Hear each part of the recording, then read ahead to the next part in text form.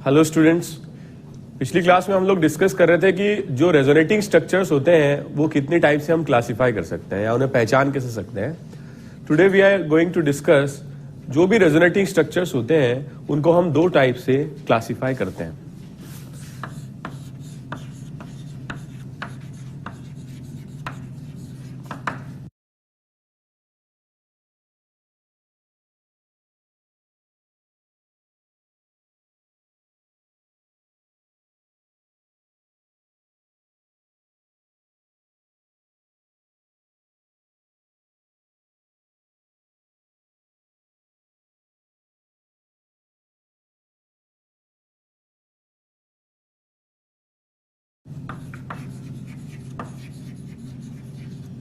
Resonating structures को हम दो टाइप से क्लासिफाई करते हैं। फर्स्ट, इक्वली कंट्रीब्यूटिंग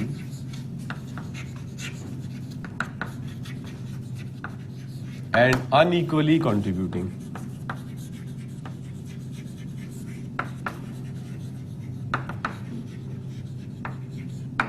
ठीक है, सो व्हाट आर दो structures which are known as equally contributing?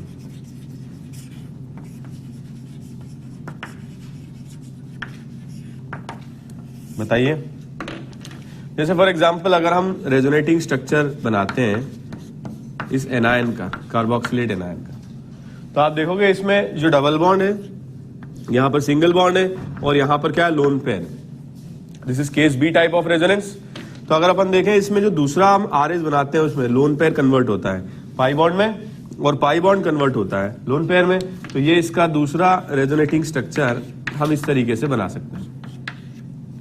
तो इसमें ए में और बी में कुछ डिफरेंस है क्या?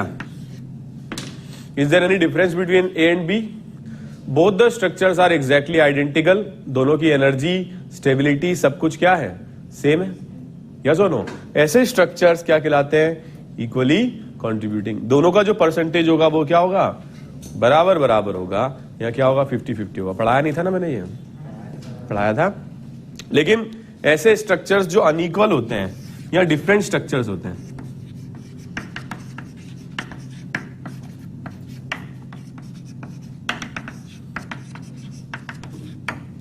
इन दोनों स्ट्रक्चर्स में अगर आप देखोगे तो क्या है, जो नेगेटिव चार्ज इसमें आ रहा है ऑक्सीजन पर और इसमें आ रहा है कार्बन पर, इसकी इलेक्ट्रोनेगेटिविटी ज्यादा है और इसकी इलेक्ट्रोनेगेटिविटी कम है। तो माइनस चार्ज की स्टेबिलिटी इस स्ट्रक्चर पर सी पर ज्यादा होगी और डी पर कम होगी। ऐसे स्ट्रक्चर जो आइडेंटिकल नहीं होते हैं, ठीक है, दो structures which are not identical in any aspect of energy और स्टेबिलिटी और एनीथिंग, ठीक है, दो structures are known as unequally contributing. So these structures are unequally contributing structures. So जब structures unequally contributing होते हैं, so it becomes very important for us to identify the relative stabilities of the structures. मतलब कौन सा structure more stable है, कौन सा less stable है, या इंक्रीजिंग या decreasing order of stability, that is very very important. ठीक है, so today we are going to discuss the relative stabilities of various resonating structures. Okay, so relative stabilities, आप ये कॉपी कर लीजिए इसको।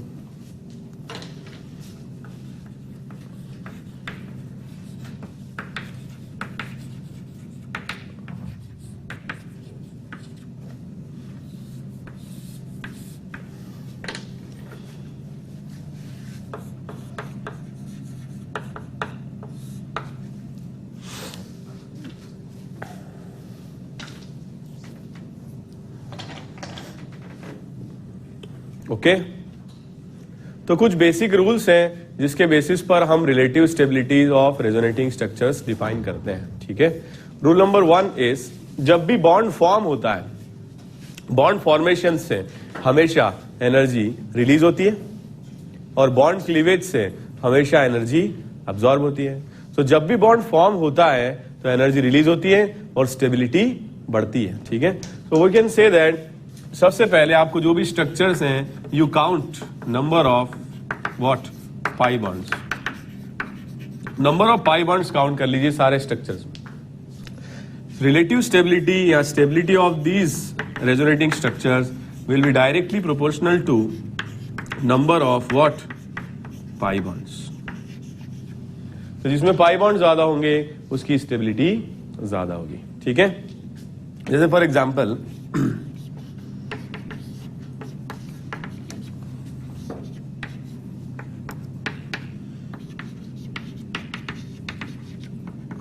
इन दोनों स्ट्रक्चर्स में से फर्स्ट और सेकंड में से किसकी स्टेबिलिटी ज्यादा होगी?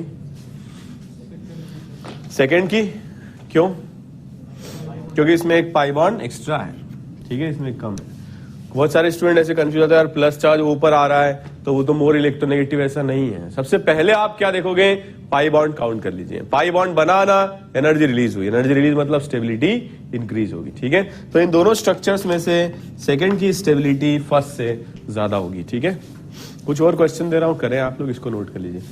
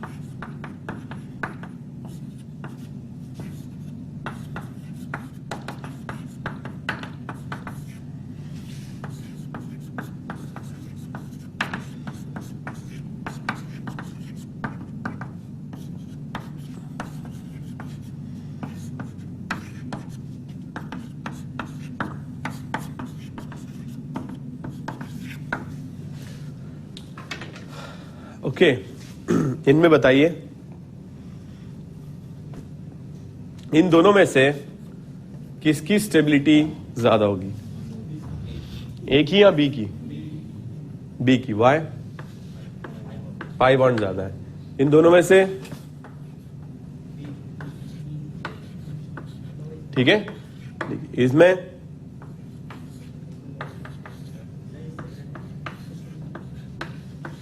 ठीक है, इन दोनों में बताओ। ये वाला मूर्ख, इन दोनों में पाई बॉन्ड क्या है? इक्वल। अब क्या करें अगर पाई बॉन्ड इक्वल है तो? ये समझ में आया? पाई बॉन्ड्स, इसमें ये वाला पाई बॉन्ड है और इसमें ये पाई बॉन्ड है। अब क्या करें? ये दोनों इक्वली कंट्रीब्यूटिंग भी नहीं है, ये न्यूट्रल स्ट्रक्चर है और ये चार्ज स्ट्रक्चर है। अब किसकी स्टेबिलिटी ज्यादा होगी? जी की ज्यादा होगी, H. And that is rule number 2। अगर पाई बॉन्ड्स इक्वल हैं तो हम ये देखते हैं कि जो कम चार्ज वाला स्ट्रक्चर है it is more stable compare to ज्यादा चार्ज वाला structure. Charge separation always decreases the stability. Is this clear?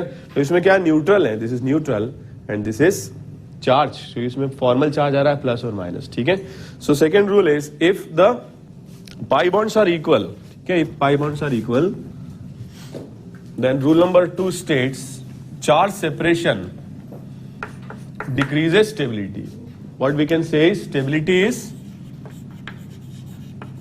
inversely related to charge separation.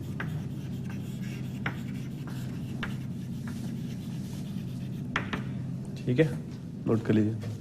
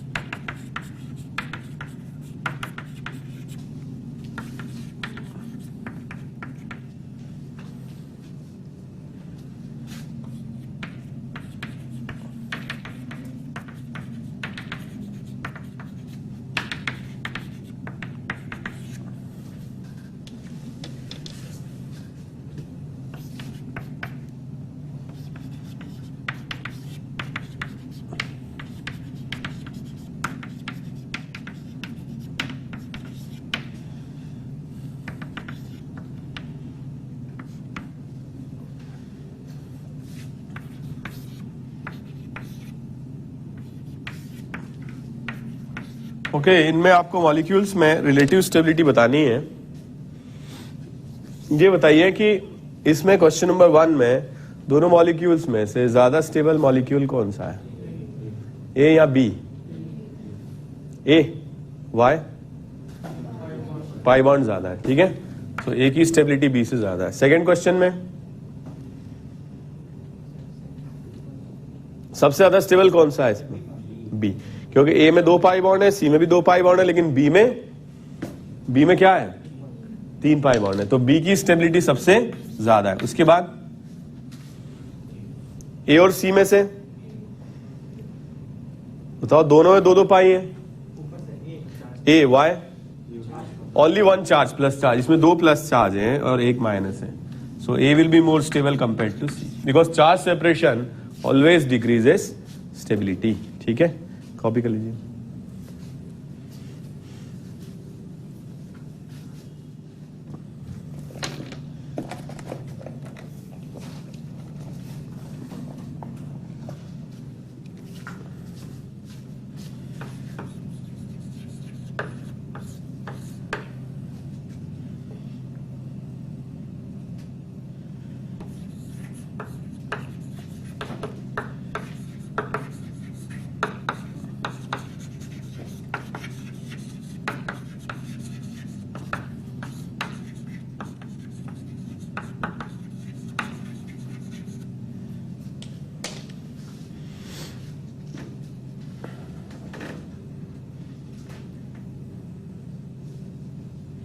Okay,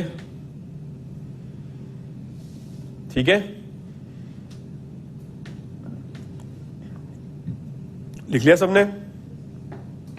so important thing is rule number 3, अगर इन दोनों से हम decide नहीं कर सकते हैं तो हम इससे डिसाइड करते हैं ऐसे मॉलिक्यूल जिनमें ऑक्टेट, मैक्सिमम एटम्स का ऑक्टेट कंप्लीट है, वो ज्यादा स्टेबल होंगे कंपेयर्ड टू दोज जिसमें ऑक्टेट कंप्लीट नहीं है। ठीक है, तो मैक्सिमम एटम्स का अगर ऑक्टेट कंप्लीट है तो स्टेबिलिटी ज्यादा होगी। ठीक है, जैसे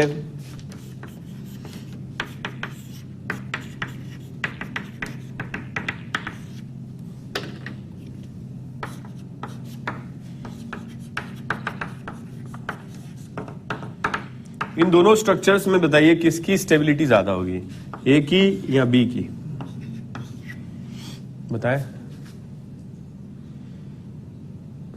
अब देखो, इसमें कार्बन के आसपास 2 तो हाइड्रोजन एटम्स हैं और 1 ये सिग्मा बॉन्ड है, तो टोटल इलेक्ट्रॉन कितने हो गए? 6। ऑक्टेट इनकम्प्लीट है, यस और नो? जबकि यहां पर ऑक्टेट कंप्लीट है, इस क्लोरीन की भी ऑक्टेट कंप्लीट है। समझ में आया? तो ए स्ट्रक्चर में ऑक्टेट कार्बन की इनकम्प्लीट है, जबकि बी में सबकी ऑक्टेट कंप्लीट है। किसकी स्टेबिलिटी ज्यादा होगी? समझ में आया? तो मैक्सिमम एटम्स की अगर ऑक्टेट कम, दोनों में देखो पाई बराबर है, but if we go through octet then B will be more stable than है। वैसे आंसर इसको रूल नंबर 2 से भी कर सकते हो, चार्ज सेपरेशन, उससे भी आ जाएगा, क्योंकि बी वाला न्यूट्रल है और ए वाला चार्ज सेपरेशन आ रहा है। ठीक है, कॉपी कर लीजिए।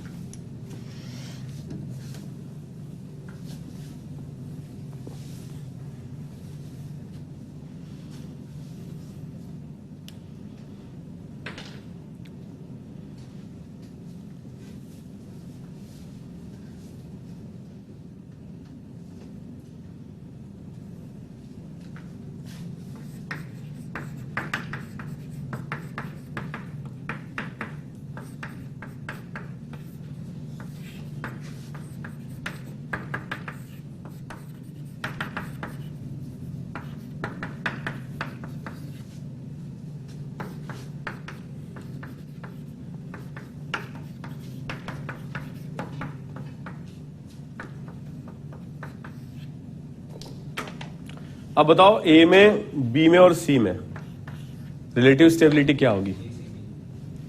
ACB पक्का? सोच लो।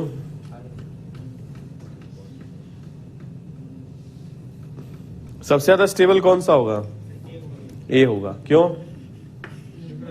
क्योंकि न्यूट्रल है और 1 पाई बॉन्ड है, और ये दोनों तो लेस स्टेबल होंगे ही। अब इसमें भी 1 + 1 माइनस, इसमें भी 1 + 1 माइनस, रूल नंबर 2 से डिसाइड नहीं कर सकते। फिर ऑक्टेट देखें, इसमें इनकम्प्लीट है, जबकि इसमें ऑक्टेट समझ में आ रहा है कैसे कंप्लीट है कि बना के बताऊं? आ रहा है समझ में? कुछ तो बोलो। इसमें ऑक्टेट कंप्लीट है, इसमें भी ऑक्टेट कंप्लीट है। Expansion of octet D orbital से बॉन्ड बना सकता है। तो कौन सा वाला ज्यादा स्टेबल होगा, बी या सी? ठीक है, तो इसमें हर एक एटम में ऑक्टेट कंप्लीट है, जबकि इसमें कार्बन का ऑक्टेट इनकम्प्लीट है। कोई डाउट? किसमें? इसमें तो जोड़ ले भाई, जोड़ 2, 4, 6 एंड 8। इसमें 10 आ रहे हैं। डी ऑर्बिटल का यूटिलाइजेशन होगा ना इसमें, नोट कर लो।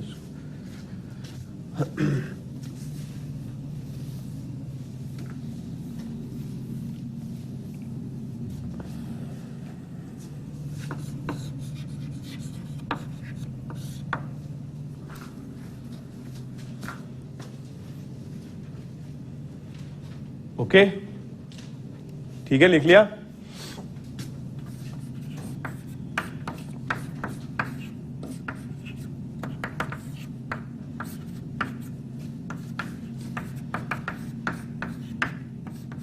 इसमें बताओ फर्स्ट में और सेकंड में से मोर स्टेबल कौन सा है, फर्स्ट या सेकंड? सेकंड। क्यों? देखो, इसमें दोनों में एक एक पाई बॉन्ड है, दोनों में ही चार्ज सेपरेशन बराबर है, दोनों में एक माइनस आ रहा है बस। थर्ड बात में देखते हैं, ऑक्टेट दोनों में ही कंप्लीट है, इसका भी कंप्लीट है और यहां पे कार्बन। ये समझ में आया? ऑक्टेट कंप्लीट आया या नहीं आया?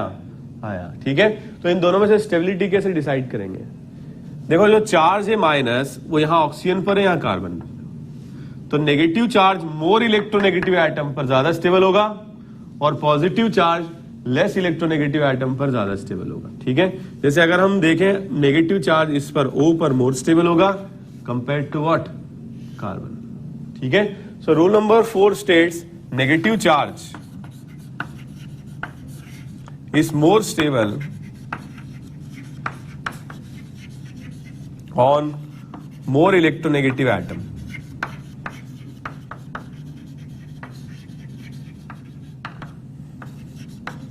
Okay, and positive charge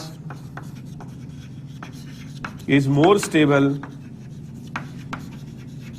on less electronegative atom.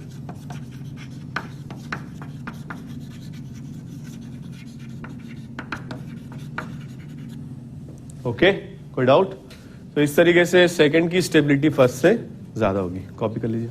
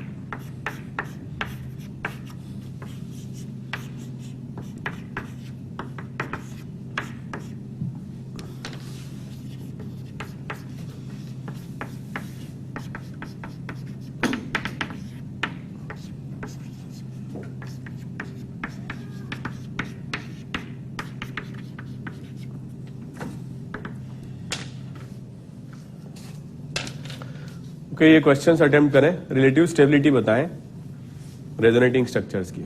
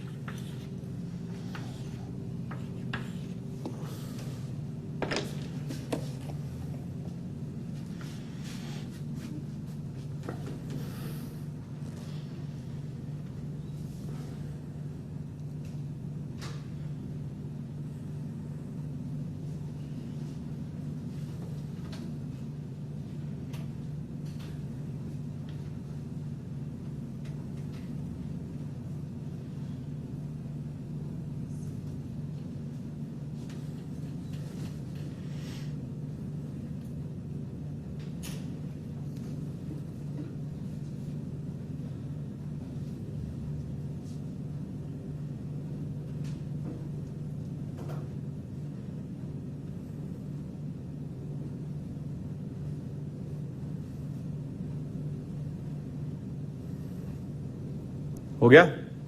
इसमें बताओ सबसे ज्यादा किसकी होगी? देखो इसमें O पर माइनस चार्ज है और C पर माइनस चार्ज है, इसमें O पर माइनस है और N पर माइनस, तो यही सबसे ज्यादा इलेक्ट्रोनेगेटिव है। उसके बाद N, उसके बाद C, तो सबसे ज्यादा स्टेबल होगा 2, फिर होगा 3, और इसमें C पर है और N पर है, तो C पर माइनस चार्ज लीस्ट इलेक्ट्रोनेगेटिव। कोई डाउट? सेकंड क्वेश्चन बताओ, इन दोनों में से 1 की स्टेबिलिटी 2 से ज्यादा होगी, क्योंकि इस पर O पर माइनस है, इसमें C पर माइनस है। ठीक है, इसमें बताइए फर्स्ट और सेकंड में से किसकी ज्यादा होगी? 2 की 1 से ज्यादा होगी। ठीक है, O पर माइनस है और उसमें N पर माइनस है। ठीक है,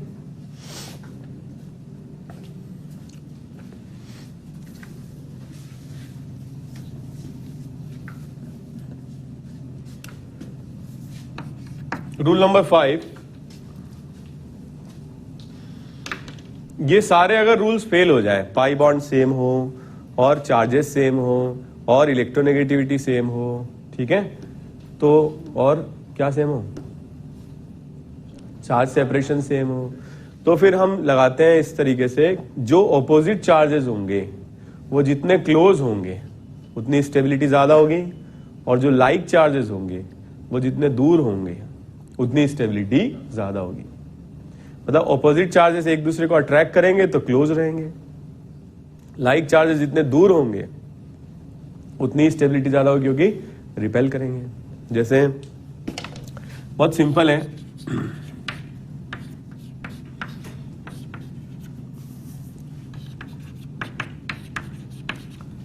तो इसका हम RS बनाते हैं, तो एक ही RS हम बना सकते हैं। फिर ये जो प्लस चार्ज है ये डबल बॉन्ड के साथ डीलोकलाइज हो जाएगा, this is the second RS। ठीक है, तो इसमें अगर अपन देखें फर्स्ट, सेकेंड और थर्ड में हम कंपेयर करें तो सबसे ज्यादा स्टेबल बताओ कौन सा होगा? फर्स्ट। कोई डाउट? सेकेंड और थर्ड में से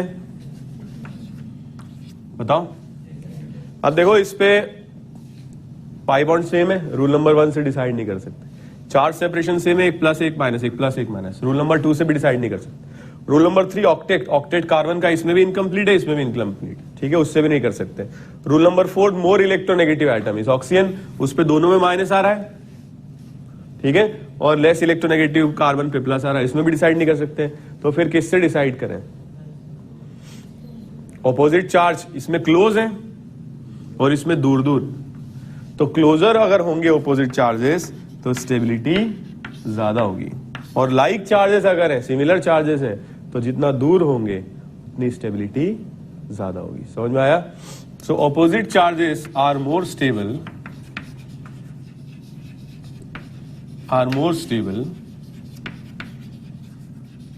when closer,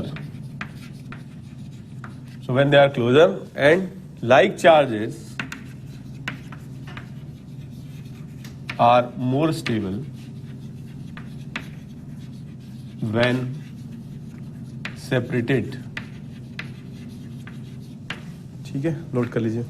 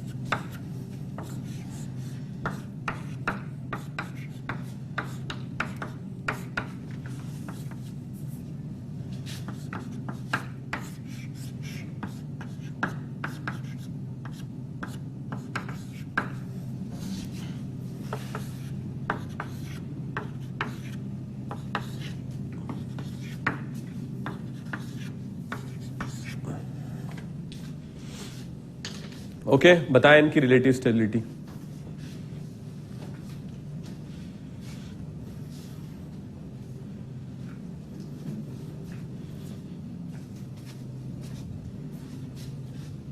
ये कॉपी कर लिया है ना?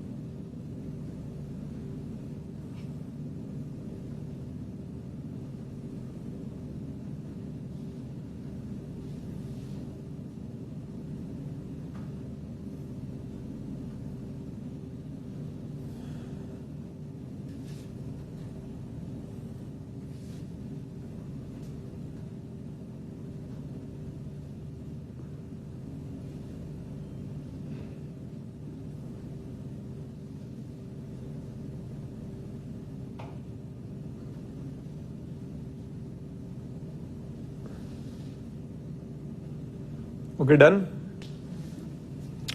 अब देखो, कई बार क्या होता है, इन सारे रूल से भी हम डिसाइड नहीं कर पाते हैं। जैसे ये दो RS अगर आपको दे दें, पाई बॉन्ड सेम है, चार्ज सेपरेशन भी सेम है, इलेक्ट्रोनेगेटिविटी भी सेम है, और ऑक्टेट भी इनकम्प्लीट है, और दोनों में डिस्टेंस का तो कोई मतलब ही नहीं, एक ही चार्ज है। ठीक है, तो आप ध्यान रखना, plus charge is more stable when more surrounded. तो जैसे इनमें अगर अपन देखें प्लस, तो लेस कार्बन आइटम से सराउंडेड, ये जो प्लस चार्ज है ज्यादा कार्बन आइटम से सराउंडेड है। सो इन दोनों में ज्यादा स्टेबिलिटी किसकी होगी? सेकेंड की। क्लियर? आगे हम पढ़ेंगे प्लस आई इफेक्ट से। ये क्या होगा? डोनेट करेंगे ग्रुप्स, तो जितने ज्यादा अल्काइल ग्रुप से सराउंडेड होगा, जितने ज्यादा कार्बन आइटम से सराउंडेड होगा, उतना ज्यादा स्टेबल होगा। ये समझ में आया? लेकिन अगर मान लीजिए कि नेगेटिव चार्ज है,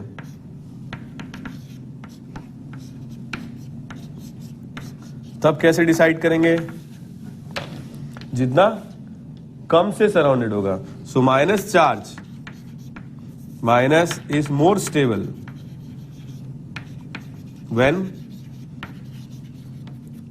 less surrounded by carbon atoms. ठीक है, तो इन दोनों में अगर आप देखोगे, इससे नेगेटिव चार्ज वाले से एक ही कार्बन जुड़ा हुआ है, और इस नेगेटिव चार्ज वाले से दो कार्बन जुड़े हैं, तो ज्यादा स्टेबल कौन सा होगा? इसमें 3 will be more stable then. कोई डाउट? तो जो मैंने आपको पढ़ाया उसमें अगर अपन देखें, सबसे पहले आप पाई काउंट कर लीजिए।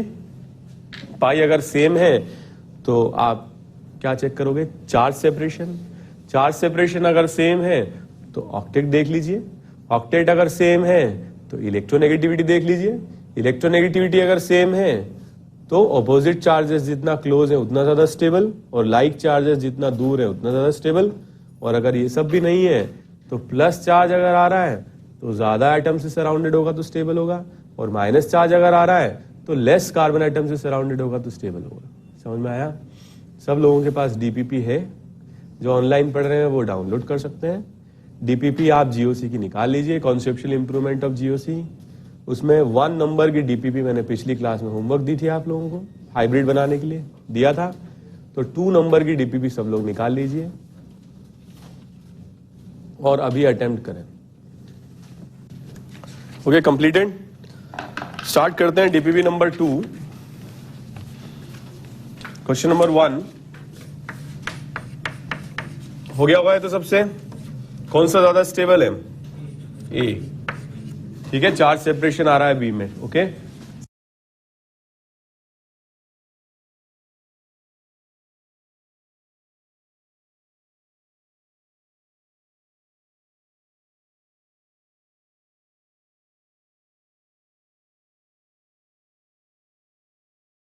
Second question, B more electronegative, O पर minus charge more electronegative.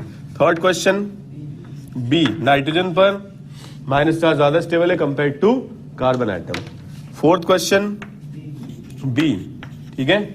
Fifth question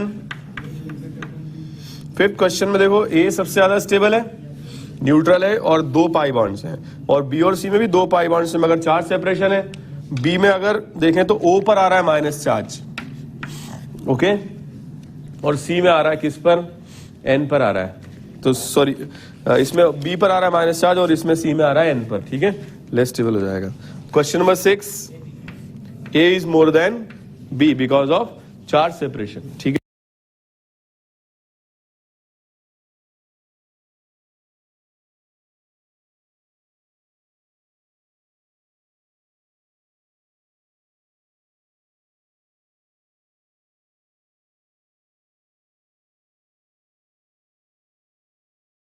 है। Question number 7, A is more stable than B. Question number 8, A equal to B equal to C. Question number 9, A equal to B, equally contributing है। Question number 10, B is more than A, sulphur पर minus ज्यादा stable होगा, ठीक है। Question number 11, B is more stable then A. Question number 12, सबसे ज्यादा stable कौन सा होगा, ए, नेगेटिव चार्ज ऊपर सबसे ज्यादा स्टेबल है, फिर कौन सा होगा, सी, फिर कौन सा होगा, बी। नेक्स्ट क्वेश्चन, सबसे ज्यादा स्टेबल कौन सा होगा, देखो पाई बॉन्ड काउंट करो, 4 पाई बॉन्ड आ रहे हैं और बी और सी में 3 आ रहे हैं, तो ए सबसे ज्यादा होगा, फिर बी नेगेटिव चार्ज ऊपर, और फिर आएगा सी, ठीक है, एन पर नेगेटिव चार्ज। क्वेश्चन नंबर 14, कौन सा होगा, एक्चुअली 14 क्वेश्चन कुछ इस तरीके से है,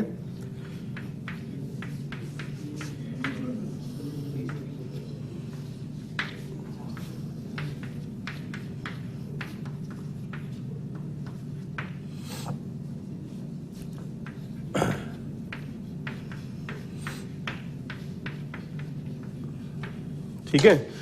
तो इसमें एक थोड़ी सी क्या है, एरर है, ठीक है। एरर ये है, ये स्ट्रक्चर दिया हुआ है इसमें, ठीक है। I hope everything is clear now. So A और बी और सी में से लीस्ट स्टेबल आएगा बी, क्योंकि सबसे कम पाई बॉन्ड उसमें है, और ए और सी में से मोर स्टेबल आएगा सी, क्योंकि नेगेटिव चार्ज ओ पर आ रहा है, ठीक है। तो क्वेश्चन में कुछ एरर है, ठीक कर लें।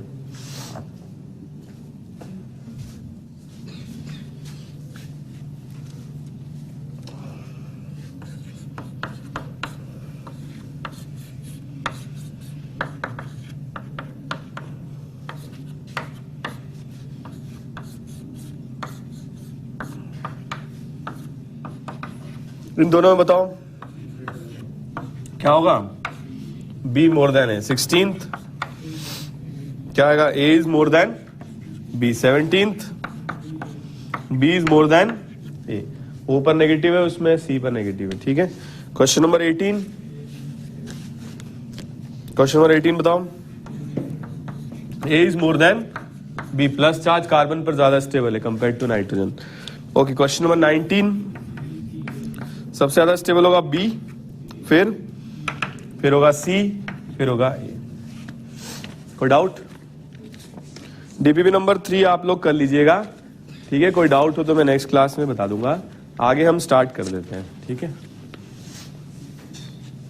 किसकी शीट है ये, ले लीजिएगा साथ में, ठीक है। तो आज जो भी हमने ये पढ़ा है, इसका एप्लीकेशन क्या है, ठीक है। ऑर्गेनिक में इसकी क्या यूज है, हमने जो कुछ भी ये सब पढ़ा है, एक तो क्या है, सबसे बड़ा जो यूज है वो ये है कि एग्जाम में क्वेश्चन आते हैं इस तरह के, ठीक है, तो नंबर लाने हैं, ठीक है। उसके अलावा इनडायरेक्ट जो इसका यूज है ऑर्गेनिक में, दैट इज, ठीक है, to estimate whether the compound, the nature of compound is aromatic, non aromatic, anti aromatic, to compare the bond length, bond orders, stability of bonds, और जो चार्ज सेपरेशन आ रहा है उसके basis पर कई सारी reaction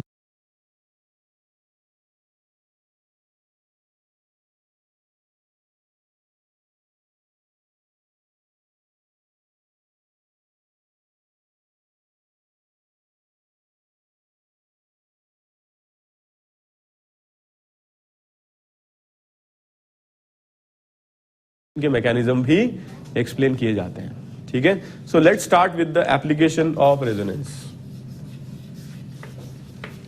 application of resonance.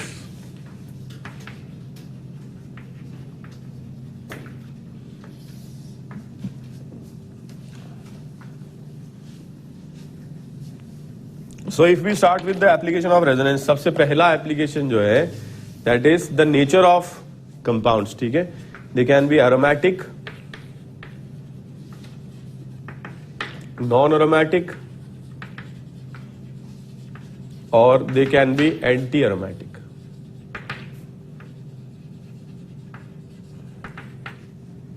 Second application of resonance is comparison and calculation of bond order.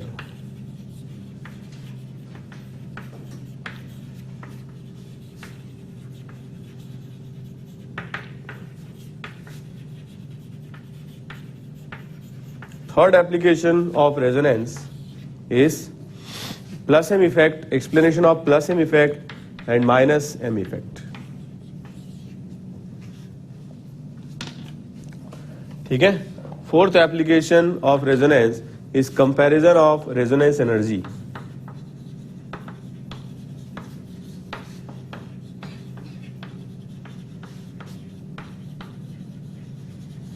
ठीक है। Fifth application of resonance will be, बताओ, relative stabilities of intermediates.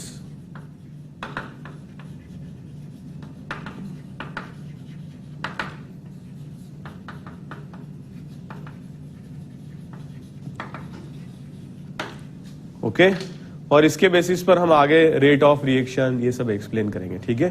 So to start with the first application of resonance that is aromatic, non aromatic and anti aromatic, ठीक है। Copy कर लीजिए इसको।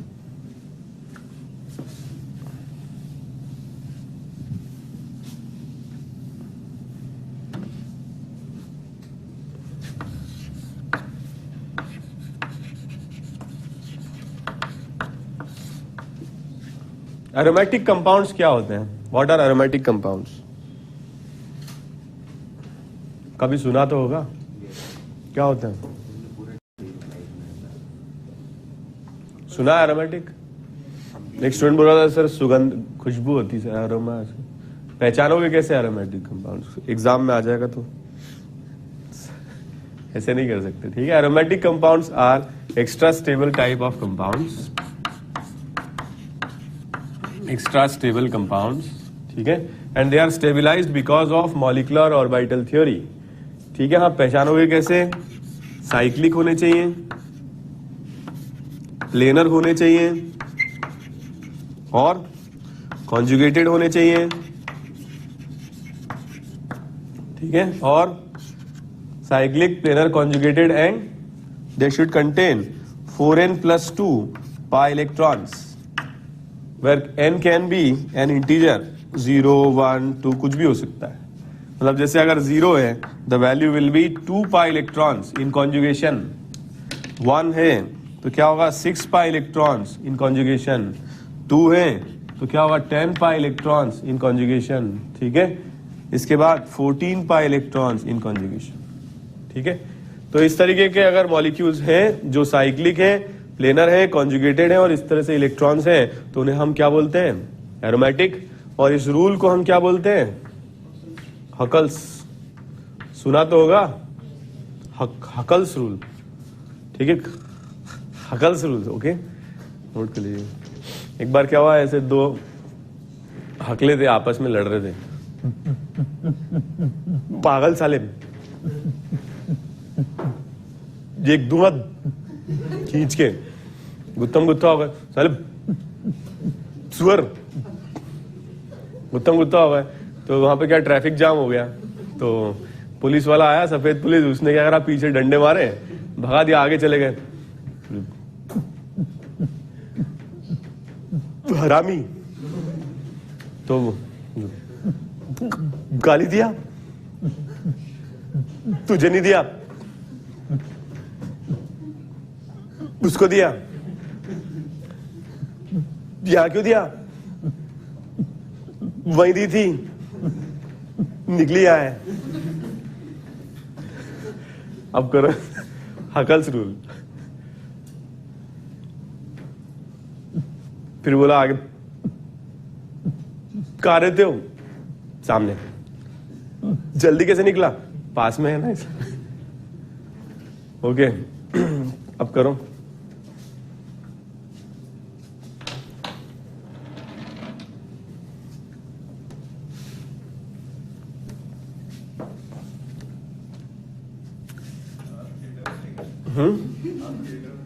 Theatre में? तुम्हें कैसे पता चला?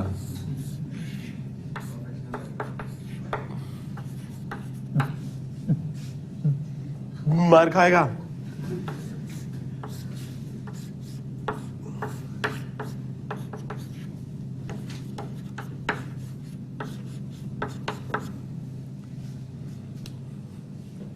ओके तो ये सारे जो कंपाउंड्स होते हैं ये एक्स्ट्रा स्टेबल कंपाउंड्स होते हैं जिनको हम क्या बोलते हैं? एरोमेटिक बोलते हैं। कॉपी कर लिया? कर लिया? तुम्हें बताया था ना मैंने वो, हाँ कर लो। जोक नहीं सुना है कर लो वाला? कोई जोक नहीं सुनाया क्या? अच्छा सुनाओ क्या? ऐसे एक बार सुना दूं? ये मत बोलना थिएटर में थे। ये राजू श्रीवास्तव से मैंने निकाला है। सुनाया था क्या? नहीं सुना? देखा हुआ क्या? कोई बात नहीं, रिवीजन करो। ऐसे एक बार क्या हुआ, शाहरुख खान ऐसे निकले, मतलब टहलते हुए खिंचाई करने के लिए सब्जी वाले के बाद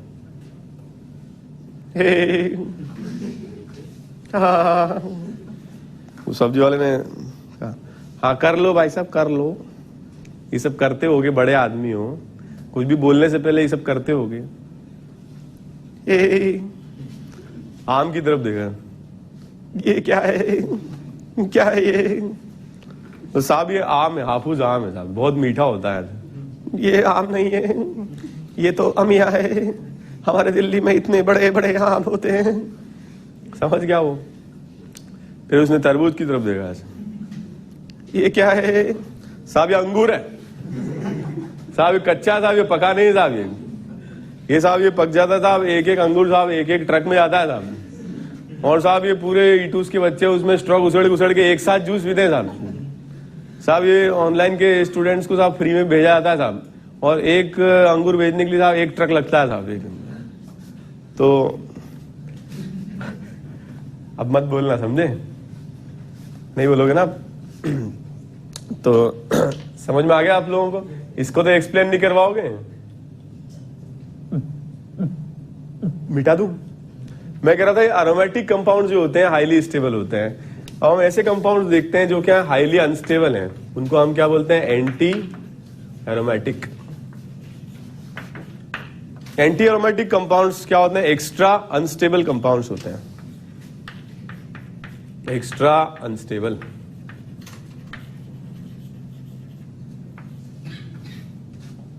ठीक है, लिख लिया? सब लोग लिखने में बिजी हो गए?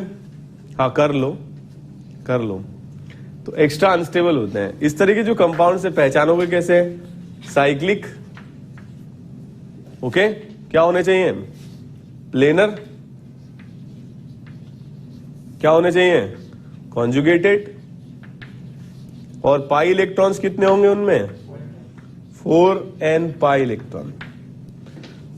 अगर n की वैल्यू जो है, n की वैल्यू हो सकती है 1, अगर 1 है तो 4 पाई इलेक्ट्रॉन होंगे। n की वैल्यू अगर 2 है तो 8 पाई इलेक्ट्रॉन होंगे। n की वैल्यू अगर 3 है तो 12 पाई इलेक्ट्रॉन होंगे। n की वैल्यू अगर 4 है तो 16 पाई इलेक्ट्रॉन होंगे। इस तरीके से, ठीक है?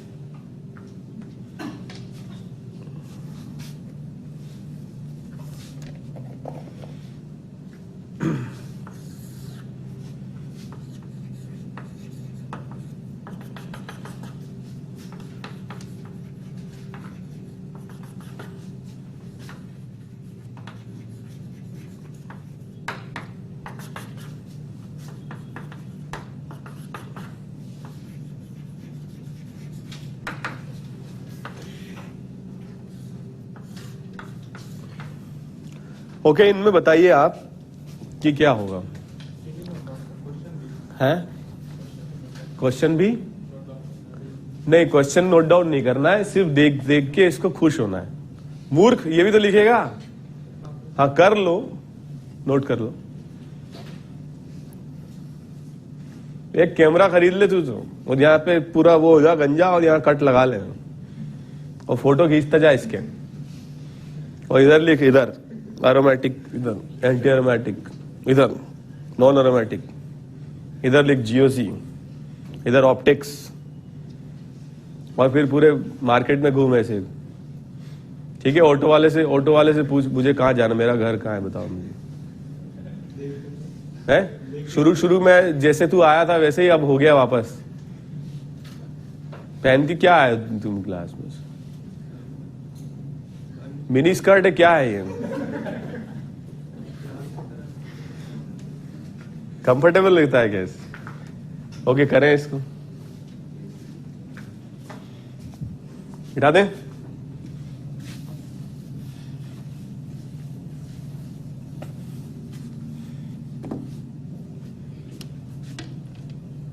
उधर ही ध्यान दीजिए, ठीक है, हमारी तरफ ना देखें।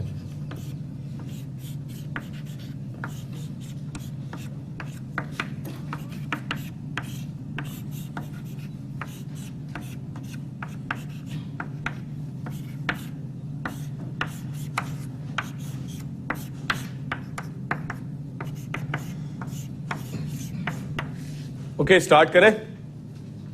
ये जो कंपाउंड है ये क्या है? साइक्लिक, प्लेनर है, कॉन्जुगेटेड भी है, double bond, single bond, plus charge. ठीक है, कॉन्जुगेटेड भी है। How many pi electrons? 1 है। ये दोनों पाई इलेक्ट्रॉन ही तो है, शेयर्ड इलेक्ट्रॉन। कितने हैं? 2 पाई इलेक्ट्रॉन। और 2 पाई इलेक्ट्रॉन है तो इनका नेचर क्या होगा? एरोमेटिक। सेकेंड क्वेश्चन, साइक्लिक है, प्लेनर है, कॉन्जुगेटेड है, कितने पाई इलेक्ट्रॉन्स हैं? 6 पाई इलेक्ट्रॉन। तो what will be the nature? क्या? कौन बोला एंटी एरोमेटिक? साले पूरा जहर खत्म हो गया है इसमें। बताओ, साइक्लिक है, प्लेनर है, कॉन्जुगेटेड है, कितने पाई इलेक्ट्रॉन है? नेचर क्या होगा? एरोमेटिक। ओके, जो कंपाउंड्स ना एरोमेटिक हो और ना एंटी एरोमेटिक, वो नॉर्मल कंपाउंड्स होते हैं, और नॉर्मल कंपाउंड्स को हम क्या बोलते हैं? नॉन एरोमेटिक कंपाउंड्स बोलते हैं। ठीक है, मतलब साइक्लिक नहीं हो, या कॉन्जुगेटेड नहीं हो, या प्लेनर नहीं हो, या फिर इन दोनों में से सेट नहीं हो रहे हो इलेक्ट्रॉन, वो सारे क्या होंगे? Non aromatic. ठीक है, कॉपी कर लीजिए।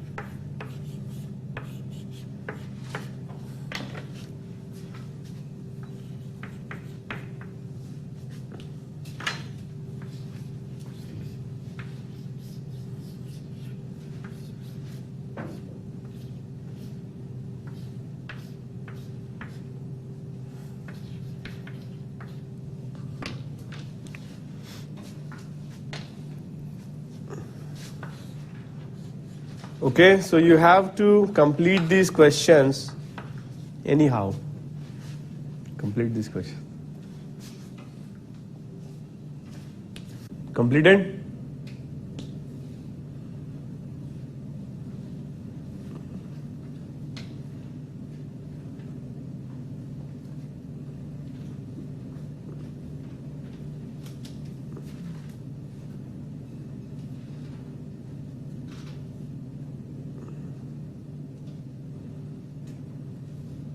करें स्टार्ट। इसमें देखो फोर्थ क्वेश्चन में कितने पाई इलेक्ट्रॉन है?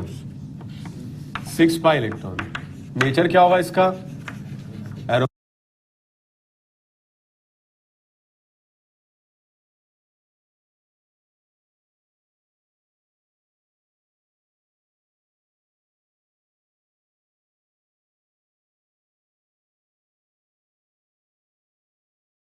एरोमेटिक। इसका नाम है पिरिडीन। नाम क्या है? पिरिडीन। ठीक है। इसमें आप देखोगे ये जो मॉलिक्यूल है इसमें अगर आप देखोगे double bond single bond double bond single bond और ये लोन पे, ये भी कॉन्जुगेशन का पार्ट है क्योंकि इसके पास पहले से कोई पी नहीं है। इसके पास पहले से पी ऑर्बिटल था तो ये क्या हो गया? पी ऑर्बिटल में कन्वर्ट नहीं हो पाया, बाहर चला गया। क्योंकि इसके पास पहले से पी नहीं है, पी पाई बॉन्ड नहीं है, तो ये लोन पेयर कन्वर्ट हो जाएगा किसमें? पी ऑर्बिटल में, तभी कॉन्जुगेट कर पाएगा। समझ में आया? तो इसमें हम कितने काउंट करेंगे? 2 पेयर तो ये हो गया बॉन्डेड और एक ही हो गया लोन पेयर, तो टोटल इलेक्ट्रॉन हो जाएंगे 6 पाई। और नेचर क्या होगा इसका? एरोमेटिक। नेक्स्ट इसमें अगर हम देखें तो यहां पर भी देखो 1 पाई है 1 पाई है और एक लोन पेयर कॉन्जुगेशन में जाएगा, दूसरा लोन पेयर क्या रहेगा? कॉन्जुगेशन के बाहर रहेगा। तो इसमें कितने पाई इलेक्ट्रॉन हुए? 6 pi electron and the nature will be aromatic. कोई डाउट? इसका नाम क्या है? कभी पढ़ा होगा आपने, पाइप्रिडीन। और इसका नाम क्या है? फ्यूरैन। ओके, नेक्स्ट क्वेश्चन देखिए। डबल बॉन्ड सिंगल बॉन्ड और यहां कुछ है ही नहीं, sp3 कार्बन है, ना प्लस चार्ज ना नेगेटिव है ना फ्री रेडिकल है, कुछ भी नहीं है, नॉन कॉन्जुगेटेड है, तो न क्या हो जाएगा? ये non aromatic. The nature will be non aromatic. Next question क्या आएगा इसमें? ये 2 पाई इलेक्ट्रॉन्स और ये भी कॉन्जुगेशन में रहेंगे। So how many pi electrons? 4 pi electron and the nature will be anti aromatic. Okay, next question. इसमें क्या है? 2 पाई इलेक्ट्रॉन्स और एक ये 3 pi electrons. So 3 pi electrons means the nature will be non aromatic. Clear? Next question देखो, यहां conjugation नहीं है क्योंकि ये sp3 है, बताया था ना आपको, प्लेनर भी नहीं रह पाएगा। मतलब ये क्या होगा?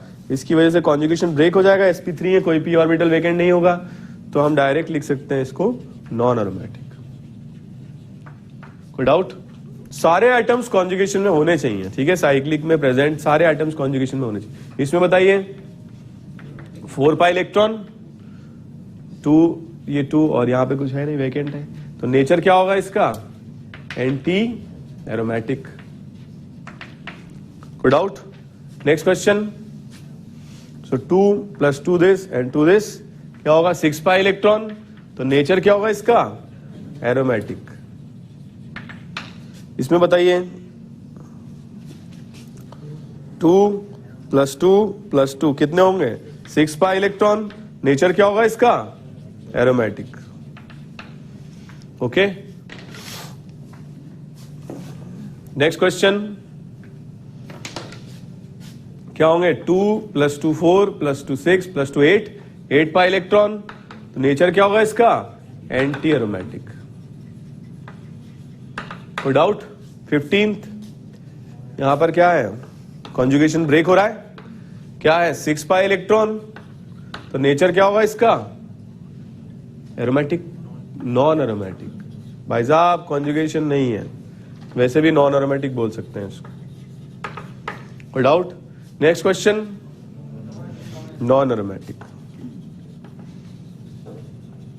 नेक्स्ट क्वेश्चन, इसमें देखो कॉन्जुगेशन 2 4 6 8 10 12 14 क्या होगा नेचर? एरोमेटिक।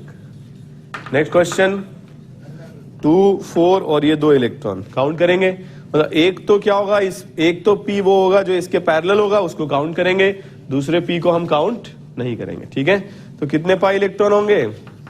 6, तो नेचर क्या होगा? एरोमेटिक। ओके, नोट कर लीजिए सारे।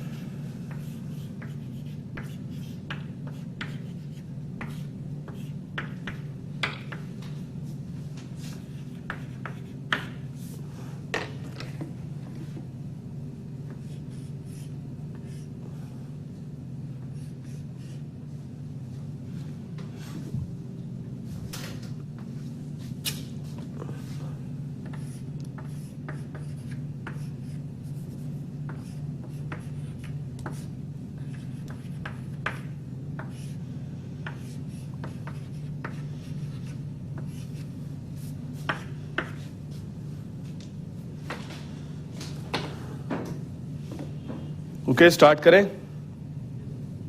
ये करिए क्वेश्चन।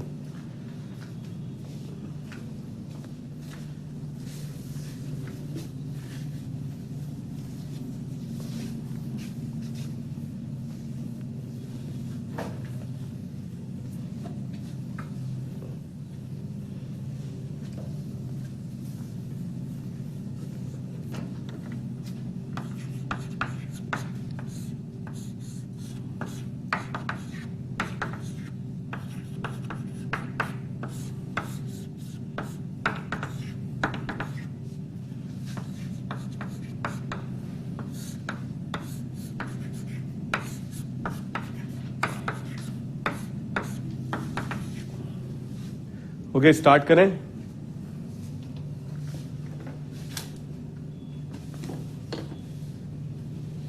नाइनटीन क्वेश्चन क्या होगा? Anti aromatic. कितने पाई इलेक्ट्रॉन है? 4 पाई इलेक्ट्रॉन। ठीक है, सो 4 पाई इलेक्ट्रॉन, नेचर क्या होगा?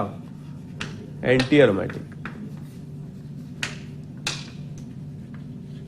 Okay, 20 non aromatic. कॉन्जुगेशन नहीं है, सो नॉन एरोमेटिक।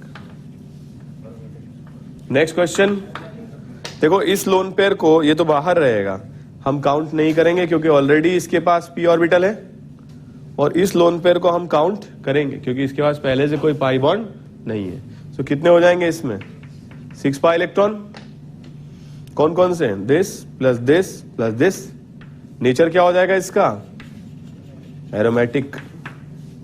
इसमें देखिए, बोरॉन के पास वेकेंट पी ऑर्बिटल होगा। कितने पाई इलेक्ट्रॉन होंगे इसके? 2 पाई इलेक्ट्रॉन। नेचर क्या होगा इसका? एरोमेटिक। Okay, next question. इसमें भी क्या होगा? वेकेंट पी ऑर्बिटल है। कितने पाई इलेक्ट्रॉन है? 4 पाई इलेक्ट्रॉन। ठीक है, नेचर क्या होगा इसका? Anti aromatic. Okay, next question. 2 pi electron है, नेचर क्या होगा इसका? एरोमेटिक। इसमें भी 2 पाई, सॉरी इसमें क्या है? ये 2 लोन पेयर, ये 2 लोन पेयर, और एक ये 6 पाई इलेक्ट्रॉन। नेचर क्या होगा इसका? एरोमेटिक। ओके, इसमें बताओ। Anti aromatic. मूर्खों, नॉन एरोमेटिक है क्योंकि इसमें ये sp3 हो गया ना, ये तो कोई कॉन्जुगेशन तो है नहीं। प्लस चार्ज से थोड़ी ना आता है कॉन्जुगेशन। Non aromatic. तो आज की क्लास में हम लोगों ने डिस्कस किया how to identify the molecules which are aromatic, non aromatic and anti aromatic. तो सिर्फ मोनोसाइक्लिक के लिए डिस्कस किया। अगली क्लास में हम लोग डिस्कस करेंगे annulenes, azulenes, quasi aromatic, multicyclic system और reactions which are related with aromatic and non aromatic and anti aromatic. Okay, तो आज के लिए इतना ही। डीपीपी नंबर 2 और 3 मैंने आप लोगों को होमवर्क दिया था। इसके अलावा एरोमेटिक की कुछ डीपीपीज हैं, वो आप लोगों को करनी है। 4th है क्या? तो इस डीपीपी में क्यों नहीं आ रहा है? इसमें दिखाओ। वो स्पाइरल बाइंडिंग वाली जो दे दीजिए। 14th, 15th, 13th, 14th, 15th, 16th, 13th, 14th, 15th and 16th। ठीक है, डीपीपी नंबर्स ये कंप्लीट कर लीजिए।